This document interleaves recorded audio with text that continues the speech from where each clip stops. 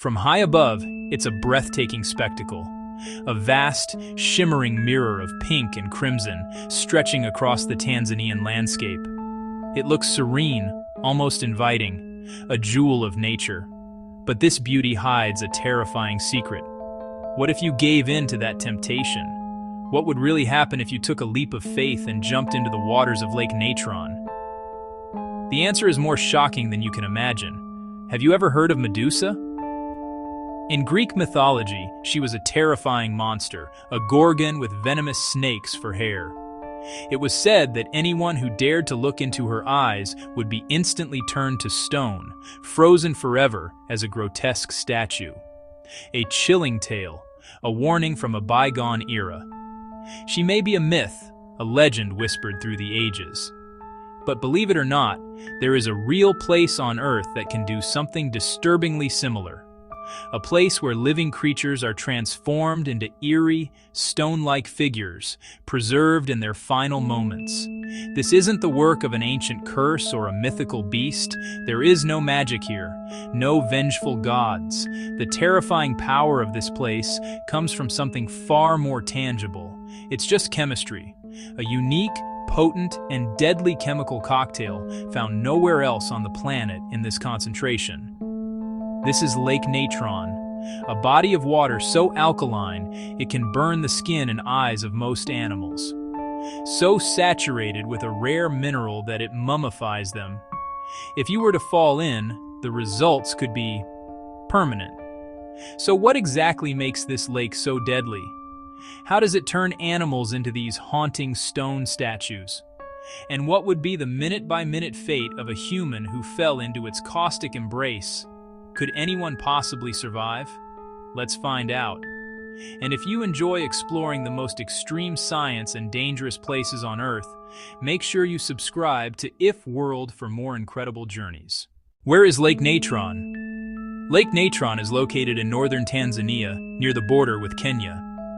At first glance, it doesn't look terrifying. In fact, it looks beautiful. Pink waters, glass-like reflections, a calm, alien landscape. But that beauty is deceptive. Lake Natron sits in a dry, volcanic region and has no outlet.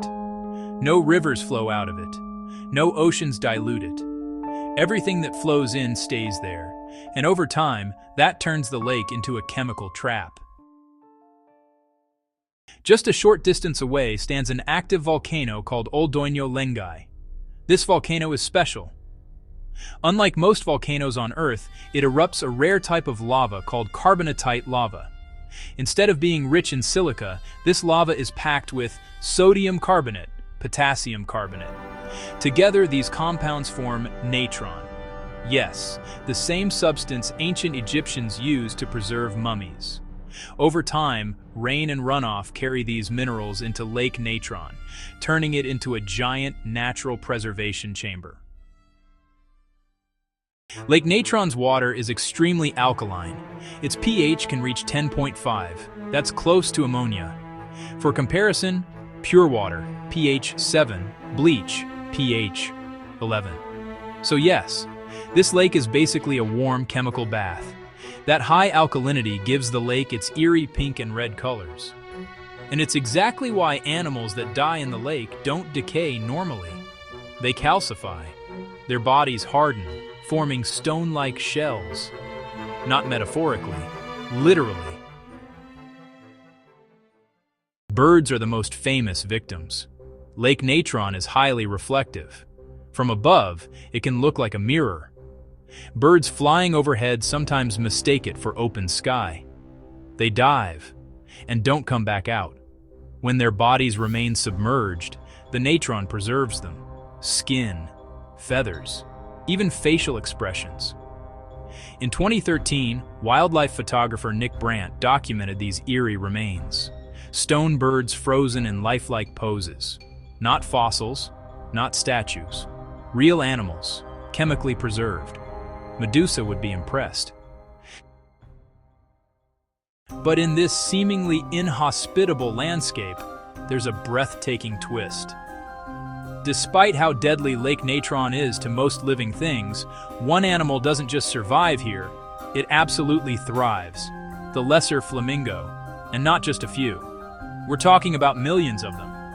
In fact, this caustic alien world is the single most important breeding ground for this species on the entire planet.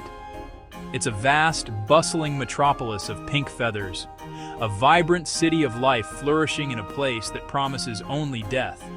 So, why here? What makes this lethal lake the perfect nursery? The answer is simple. The very same conditions that make the lake so dangerous create the ultimate fortress. Predators, like jackals or hyenas, cannot navigate the corrosive mud flats or withstand the toxic water. The flamingos and their chicks are almost completely safe. But how do the flamingos themselves endure it? They are masterpieces of evolution, equipped with a remarkable set of adaptations. Their legs are covered in tough, scaly skin, acting like a protective armor against the alkaline water. They have specialized salt-excreting glands in their heads to filter out excess minerals, and their stomachs are incredibly robust. While they can tolerate the lake's water, they cleverly seek out freshwater springs and geysers along the shore for drinking. And for food, they feast on the cyanobacteria, the very algae that gives the lake its reddish hue and is toxic to most other animals. For the magnificent flamingo, this chemical nightmare is a 5-star resort, a safe haven with an all-you-can-eat buffet. For everything else, it remains a beautiful silent trap. What if a human jumped in? It's a question that feels both morbid and irresistible when looking at this alien landscape. So let's say, for a moment, you decide to ignore every survival instinct. You want to live like a flamingo, wading through the crimson waters. You take a running start and jump into Lake Natron. The fantasy ends the second you make contact. First, you'd be hit by the sheer heat.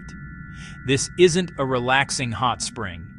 Depending on the season and rainfall, the water can easily reach a scalding 60 degrees Celsius or 140 degrees Fahrenheit.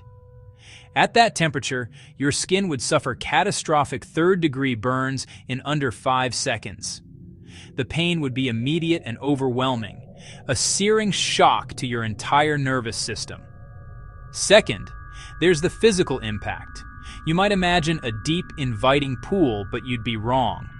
The lake is deceptively shallow, often less than a meter deep. And its bed isn't soft mud, it's a treacherous crust of sharp, salty mineral formations.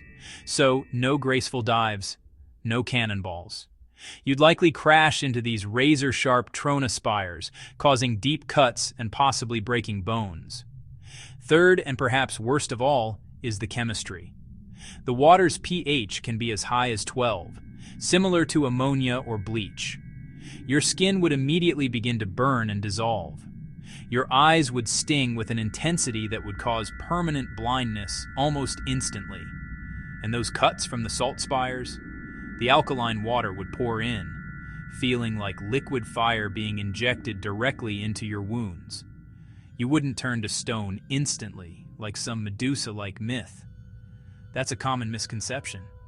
But if you drowned from the shock and pain, and your body remained submerged in that sodium, carbonate-rich soup, the lake would begin its slow, eerie work of preservation.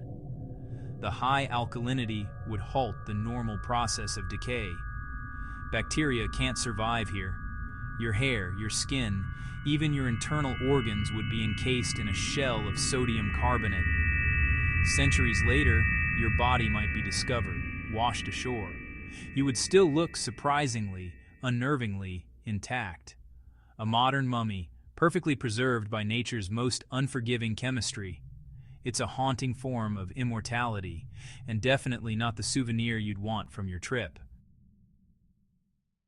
In 2007, a helicopter crashed into Lake Natron. The passengers were badly injured, broken legs, broken hips. One person managed to reach shore and alert nearby Maasai tribespeople. They built stretchers by hand and carried the injured to safety. Against all odds, everyone survived. So yes, survival is possible, but it's not recommended at all. Lake Natron reminds us of something important. The most hostile environments on Earth can also be sanctuaries. What kills one species can protect another. Life adapts, and sometimes it thrives where nothing else can. Lake Natron isn't cursed. It isn't evil. It's chemistry. It's geology. It's physics doing exactly what they're supposed to do. And while it may look calm, beautiful, even inviting, it's one of the deadliest lakes on the planet. So if you're craving a swim, maybe stick to a pool. If you enjoyed exploring one of Earth's most extreme places, subscribe to If World. We explore what really happens when humans meet environments they were never meant to survive. And if this wasn't extreme enough, next time we might drop you into something even worse.